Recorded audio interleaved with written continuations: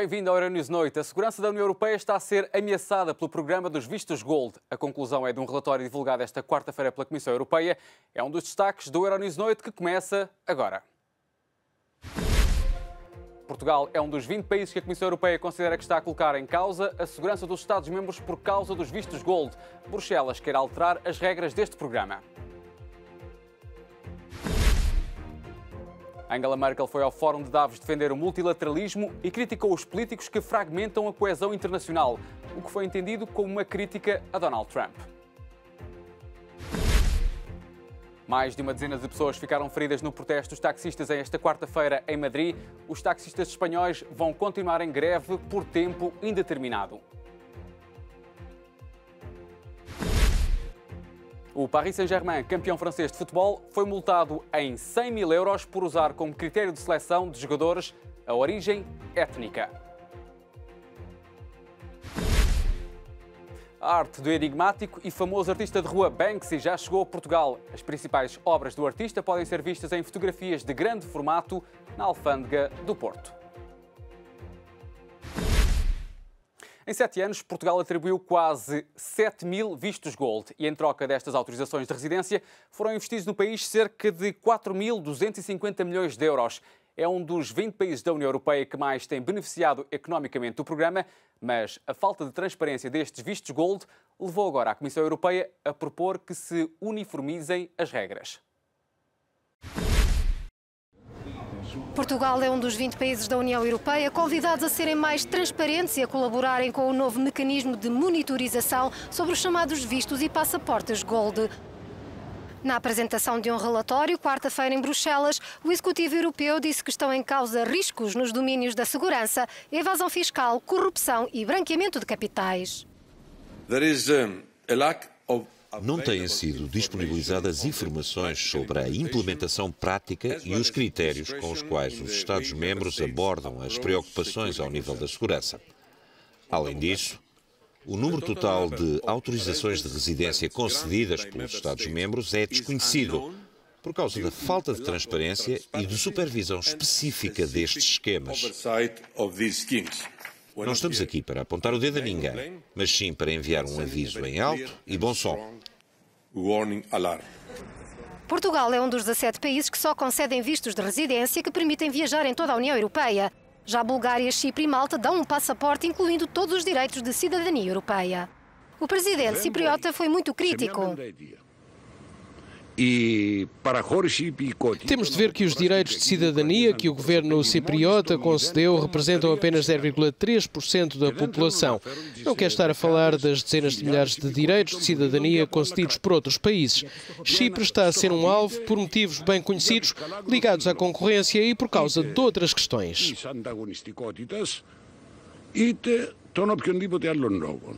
Desde 2012, Portugal atribuiu quase 7 mil vistos Gold, que resultaram num investimento de 4,25 mil milhões de euros. A eurodeputada Marisa Matias é uma das críticas deste programa e diz que, mais do que definir regras iguais para todos, é preciso que se acabe com o programa. Eu não sei qual é o país que se quer ver associado à lavagem de dinheiro, ao branqueamento de capitais, à corrupção. Eu não sei qual é o país e, portanto, se não quer ver-se associado a essa imagem, tem que ser transparente. Não sendo transparente, corre o risco de ter esse marketing negativo, que, aliás, a Comissão Europeia já várias vezes indiciou Portugal nas listas dos vários países e há bem pouco tempo, num outro relatório da Transparência Internacional, Portugal aparecia dentre os 4 países com esquemas menos transparentes e não nos 20 que indicia agora a Comissão Europeia por critérios mais vastos. Mas não é nenhum cartão de visita positivo. Angela Merkel foi a Davos, na Suíça, defender o multilateralismo no Fórum Económico Mundial. A chanceler alemã criticou os políticos que fragmentam a coesão internacional. Palavras que foram entendidas como uma crítica às políticas do presidente dos Estados Unidos. Portugal é um dos 20 países da União Europeia convidados a serem mais transparentes e a colaborarem com o novo mecanismo de monitorização sobre os chamados vistos e passaportes Gold. Na apresentação de um relatório, quarta-feira em Bruxelas, o Executivo Europeu disse que estão em causa riscos nos domínios da segurança, evasão fiscal, corrupção e branqueamento de capitais. Não têm sido disponibilizadas informações sobre a implementação prática e os critérios com os quais os Estados-membros abordam as preocupações ao nível da segurança. Além disso, o número total de autorizações de residência concedidas pelos Estados-membros é desconhecido, por causa da falta de transparência e de supervisão específica destes esquemas. Não estamos aqui para apontar o dedo a ninguém, mas sim para enviar um aviso em alto e bom som. Portugal é um dos 17 países que só concedem vistos de residência que permitem viajar em toda a União Europeia. Já Bulgária, Chipre e Malta dão um passaporte incluindo todos os direitos de cidadania europeia. O presidente cipriota foi muito crítico. Temos de ver que os direitos de cidadania que o governo cipriota concedeu representam apenas 0,3% da população. Não quer estar a falar das dezenas de milhares de direitos de cidadania concedidos por outros países. Chipre está a ser um alvo por motivos bem conhecidos, ligados à concorrência e por causa de outras questões.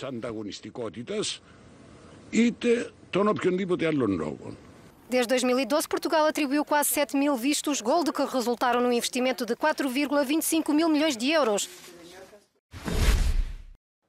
Na estância suíça de Davos também se falou hoje de inovação e economia circular. Em entrevista à Euronews, o comissário europeu Carlos Moedas garantiu que a União Europeia está apostada em chegar ao primeiro lugar em termos de inovação. Um dos temas discutidos em Davos é a inovação, não só na economia e na tecnologia, mas também no ambiente e na ciência, como forma de facilitar a economia circular. O que é a economia circular tem tudo a ver com uma interação mais eficiente em termos ecológicos entre a produção e o consumo. A antiga velejadora Ellen MacArthur dá a cara por esta causa. Os nossos recursos são finitos. No entanto, no mundo em que a população continua a crescer, estamos a usar esses recursos cada vez mais depressa. Se temos recursos finitos e os estamos a esgotar, isso não pode funcionar para a economia a longo prazo, nem para o emprego, nem para o crescimento, nem nada.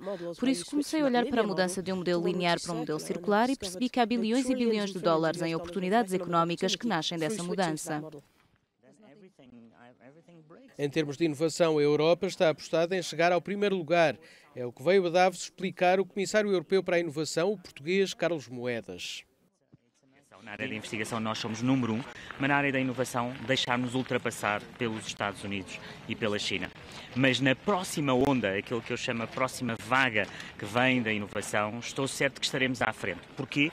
Porque essa nova vaga que tem a ver com os computadores quânticos, que tem a ver com o blockchain, nós temos a ciência fundamental que está na base dessa inovação. Carlos Moedas disse ainda que a próxima vaga de globalização, a que chama a globalização 4.0, tem de ser mais civilizada e mais próxima das pessoas. O candidato derrotado nas últimas presidenciais brasileiras, Fernando Haddad, está em Lisboa e falou em exclusiva à Euronews. Isto numa altura em que está a braços com novas acusações de corrupção e lavagem de dinheiro. É muito curioso que esse empreiteiro que hoje me acusa foi exatamente o empreiteiro que eu puni assim que tomei posse como prefeito de São Paulo. Ele tinha uma obra que foi cancelada pela minha administração, uma obra superfaturada. Nós só sabemos hoje que a obra foi fruto de um cartel e, em represália, ele resolveu me denunciar. Agora vamos nos enfrentar nos tribunais. Olha, no caso do Lula, eu conheço bem o caso e acho que a sentença condenatória é uma sentença frágil, que não tem elementos de prova, que nem passam perto do que está acontecendo com o filho do atual presidente. O que está acontecendo com o filho do atual presidente é muito mais sério, muito mais grave do que tudo que foi apurado em relação ao presidente Lula em 30 anos, 40 anos de vida pública. Então, na minha opinião, precisa de um equilíbrio na apuração e nas punições que estão sendo estabelecidas. A Uber e a Cabify deixaram de operar em Barcelona. Dizem que o governo espanhol cedeu à pressão dos taxistas que estão em greve por tempo indeterminado contra estas plataformas de transporte de passageiros. Os taxistas voltaram esta quarta-feira a bloquear estradas e houve confrontos com a polícia. Sem fim à vista, a greve dos taxistas espanhóis aqueceu em Madrid. A polícia viu-se obrigada a intervir e, dos confrontos, já resultaram mais de uma dezena de feridos.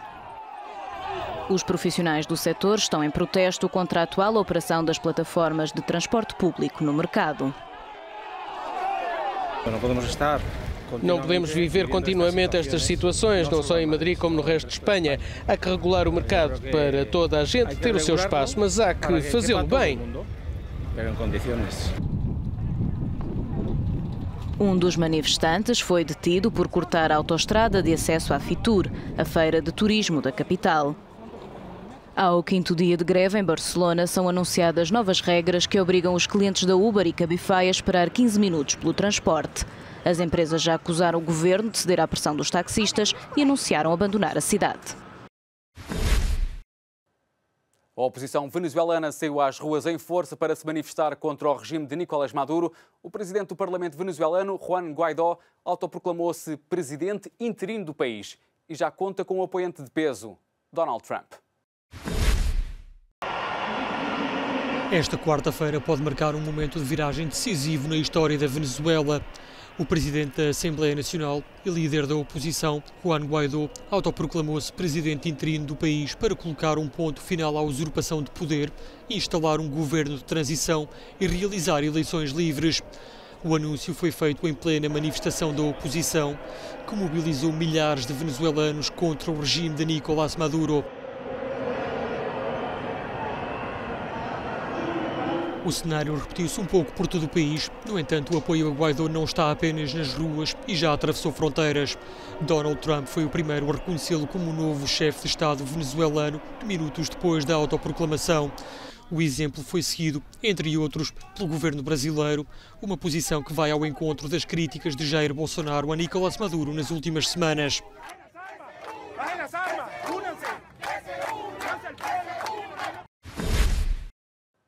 O campeão francês de futebol, Paris Saint-Germain, foi multado em 100 mil euros por usar como critério de seleção de jogadores a origem étnica.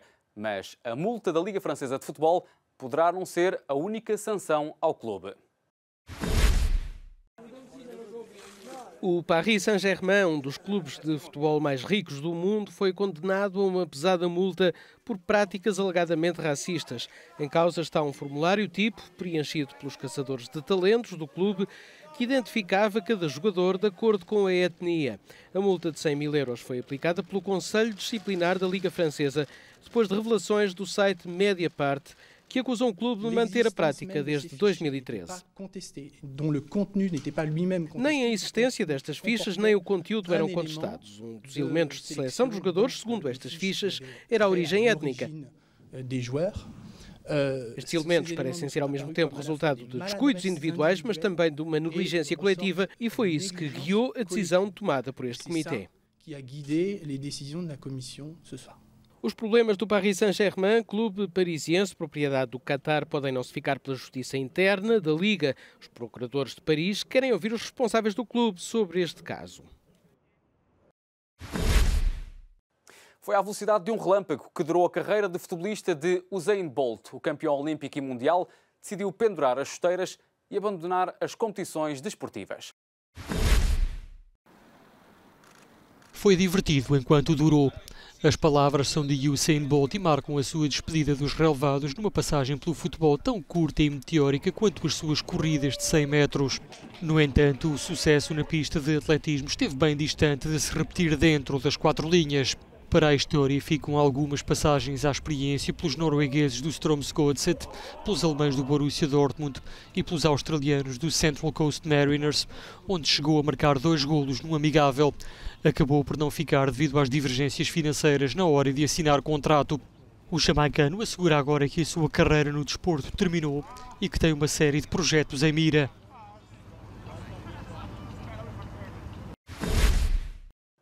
Enigmático, polémico e admirado por muitos, os murais de Banksy podem ser vistos em Portugal numa exposição de fotografias na Alfândega do Porto. A arte de Banksy chegou a Portugal, mais precisamente à Alfândega do Porto, mesmo se através de fotografias. Banksy's Dismal Land and Others é o nome da exposição de Barry Cosson, a quem muitos chamam o fotógrafo oficial de Banksy, embora ele rejeite a definição. A exposição, tal como o livro Are We There Yet?, centra-se na Dismal Land, uma espécie de anti-Disneylândia criada por Banksy em 2015 em Inglaterra. Quando cheguei, havia um grande arco-íris sobre o muro. Estacionei e corri para fotografar o arco-íris por cima de toda a paisagem. Parecia um globo de neve. É como uma metáfora para entendermos o que Banksy faz. Ele olha para a Grã-Bretanha, para a cultura britânica e dá um abanão em tudo. A exposição pode ser vista até 31 de março. Banksy é o mais famoso, mas também o mais enigmático dos artistas de rua, já que ninguém conhece a verdadeira identidade. Acredita-se que seja britânico e já pintou paredes sempre às escondidas, um pouco por todo o mundo. E é com as imagens de Banksy que fechamos o Euronews Noite. Obrigado por estar desse lado e continue connosco.